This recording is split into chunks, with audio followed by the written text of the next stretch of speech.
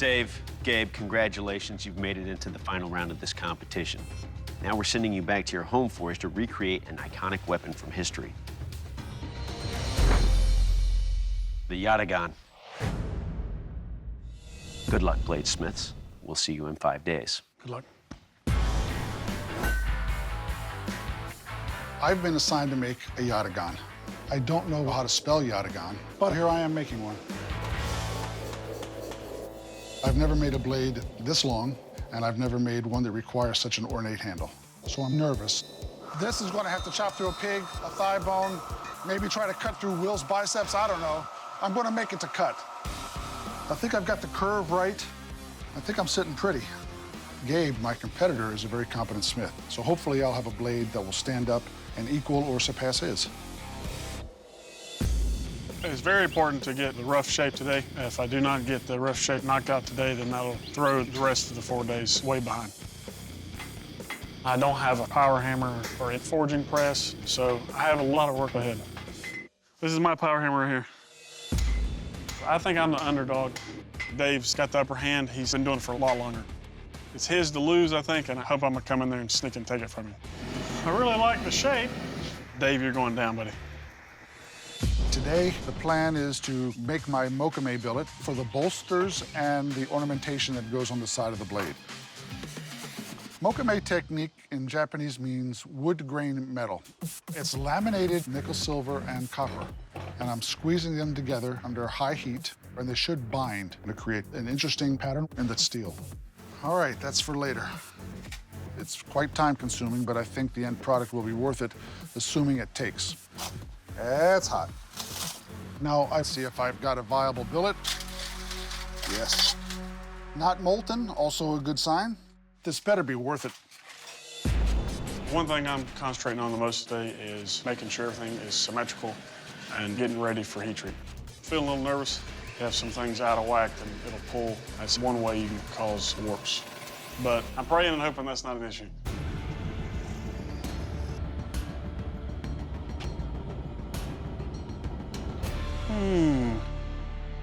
She has developed. I have a nice warp. I don't have time to make another blade. I have to fix this warp, or I have no shot at winning. I'm gonna clamp the blade in a position so that the warp is overcorrected, and hopefully it'll fix itself in the temper. Otherwise, I have no idea what I'm gonna do. The mokume came out great. It was worth it. And yesterday, I quenched the blade, and it came out straight and hard. Today, I'll start working on the ebony handle. So that to that. I chose ebony because it's really pretty wood. The material's a little brittle, but I think it should be just fine. I'm not really sure if I got this thing fitted properly. I'm gonna hope for the best right now. Success. I would like the test to be on a banana, a nice soft banana. But I suspect it's gonna be a giraffe or a fire hydrant or a cuckoo clock. I don't know what they're gonna come up with. I hope it does well. I fixed the warp as best as I possibly could. Goal for today is to be dialed in on the handle. I'm going with this marble wood. It's already square. It's got some width so that I can sculpt in the ears. We are all together. This sword I have dubbed Dumbo because it looks like an elephant. Everything's come together. It's something I'm proud of. Let's go whack something, shall we? Pretty clean cut. Call that a day. Bladesmiths, to see what kind of lethal damage your weapon will do, I'll take your Yatagan and deliver slashes and thrusts on this ballistics dummy. Dave, you're first. Are you ready? Yes, sir. Let's do this. I'm so nervous right now, and I'm just hoping my blade will perform well.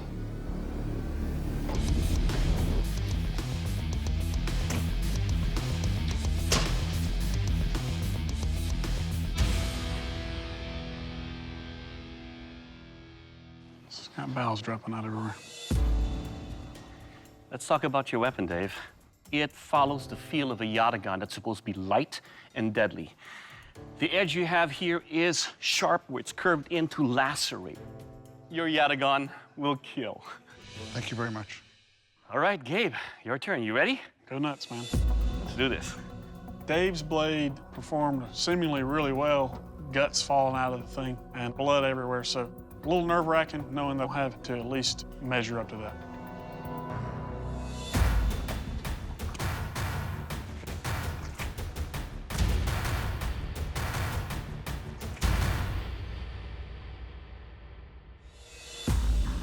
All right, Gabe, it is so light, it really feels like it's not there. It's almost scary. When I thrust, it penetrates easily and slashes down. Overall, sir, your blade will kill. Thank you. I think we cut quite similarly. I would prefer to be ahead, but right now I feel like we're neck and neck. All right, gentlemen, this is the strength test. To test the strength of your weapon, I'll be chopping into these bones 6 times. Dave, you're up first. Hacking bone is a very difficult thing to do with a thin edge. I'm aghast knowing what's going to be coming.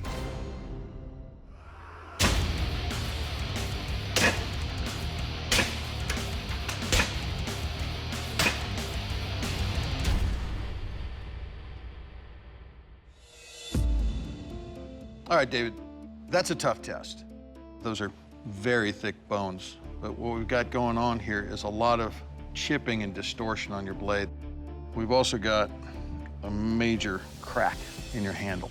It runs right up through the pins. All right, Gabe, your turn. You ready for this? Go nuts.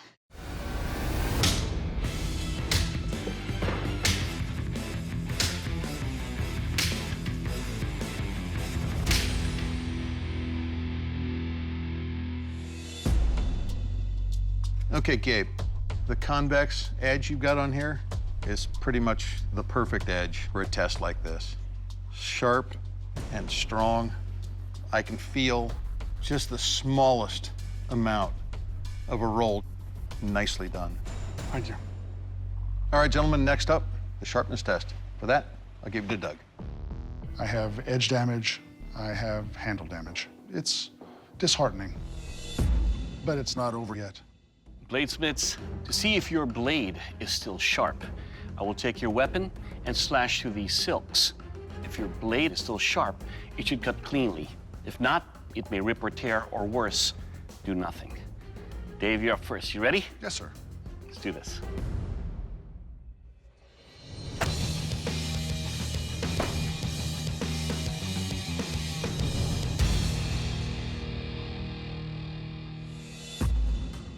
All right, I love the balance of your blade.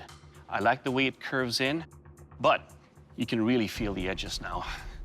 It's serrated. It hangs up with silk, but then on the last piece, just when it's nice and taut, you can lacerate and cut through it. Overall, your blade will still cut. Thank you. All right, Gabe, it's your turn. You ready? I'm ready. Let's do this.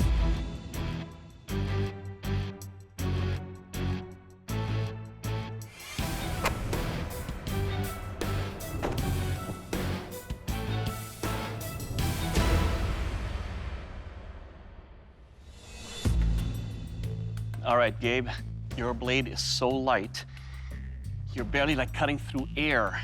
I glided through this, lacerated, and of course in the finishing cuts here, cut easily through that silk. It cuts. Good job. Thank you very much.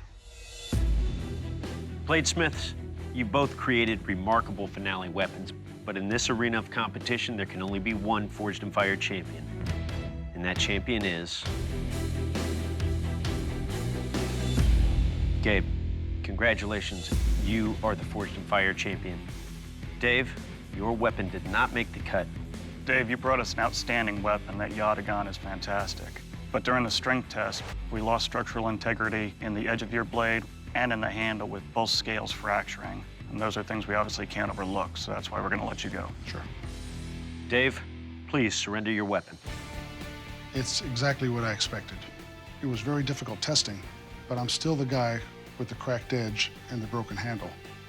It's like going out with a beautiful blonde and finding out she has BO, and my blade has BO. Gabe, congratulations. You are the Forged in Fire champion and will be receiving a check for $10,000. Good job. I've never seen anybody less stoked about getting 10 grand in my entire life. Why don't you please present that weapon to the judges? It feels great to be the Forged and Fire champion, but I'll do my celebrating behind closed doors. I felt like I was the underdog, but underdogs win sometimes, I guess.